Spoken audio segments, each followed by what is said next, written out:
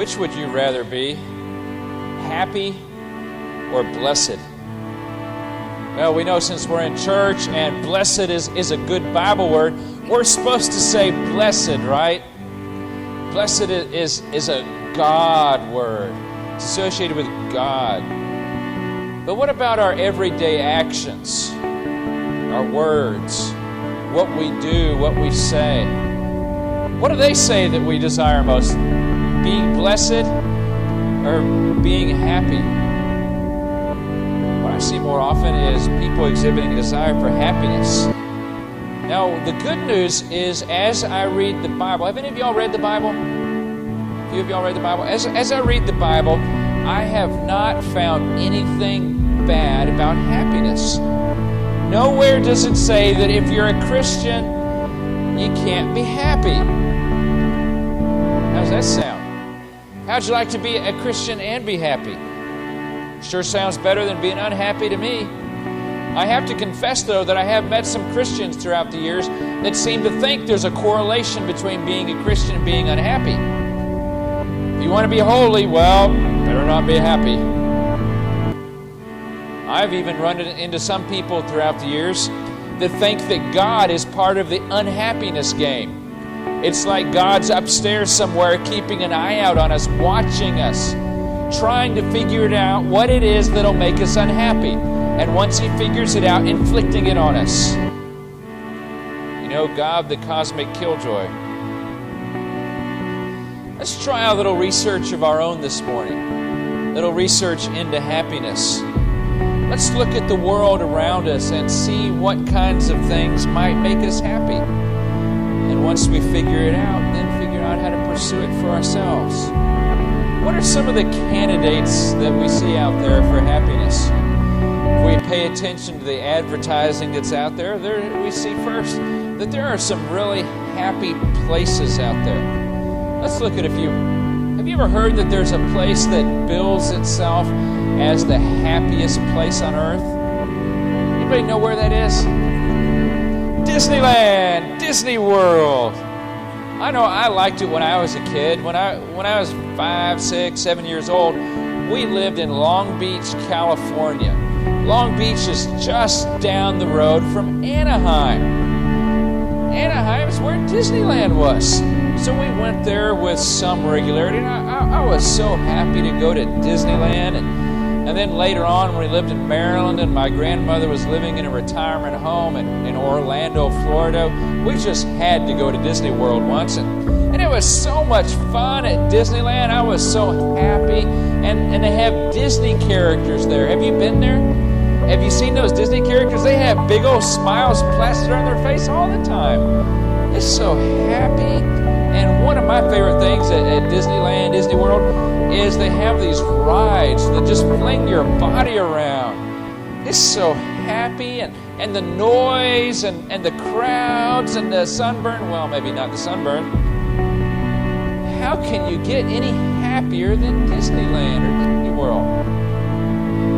Well, as I was researching this message, I noticed that there's another place that advertises itself as the happiest place on earth. It's Denmark. Did you know that? Did you know Denmark advertises itself as the happiest place on earth? It seems they smile a lot there. People ask, why are they so happy in Denmark? Well, one reason that people give is because they're so healthy. They tend to have good health in Denmark. I can imagine it might also be that being a little dinky country in the middle of nowhere, they don't have any enemies. Except for those few people around the world that don't like their cartoons. I'm sure, though, that if everybody moved to Denmark, it might not be quite so happy. How big is Denmark? Is it bigger than Northeast Texas? It's a fairly small place, and I don't think if we all went there, we'd all fit. I don't think we'd be happy anymore. So maybe it's not one of those places.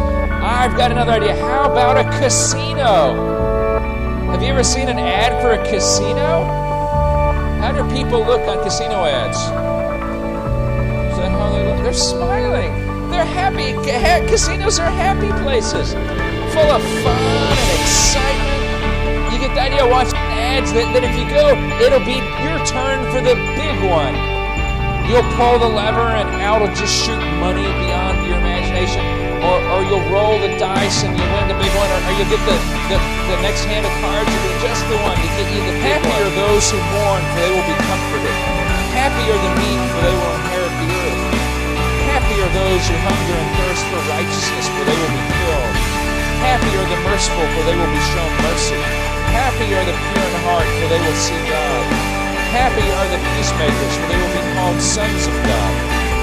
Happy are those who are persecuted because of righteousness, for theirs is the kingdom of God.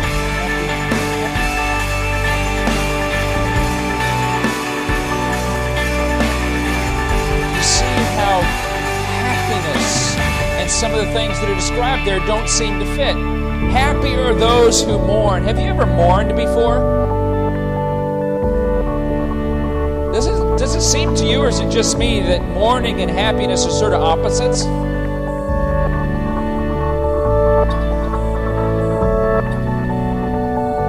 What do we do with old John?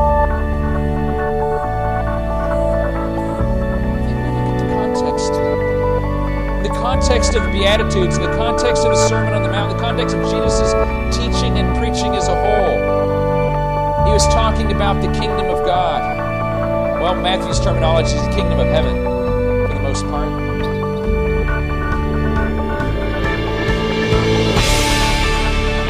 Try looking at this. In the kingdom, when you live as a follower of Jesus, when you trust Him, when you obey Him, those who mourn will find happiness. Those who are meek, those people who are so quiet, so insecure that they never speak up for themselves, they'll find happiness. Those who hunger and thirst for righteousness,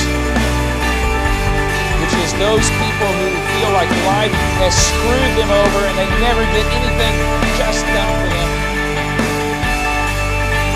Because of the kingdom of God, they will have happiness. In other words, Jesus is saying, because of the kingdom, because of its reality, because of your connection with it, whatever happens, whatever your situation, whatever your place, your health, your wealth, your relationships, through following me, Jesus says,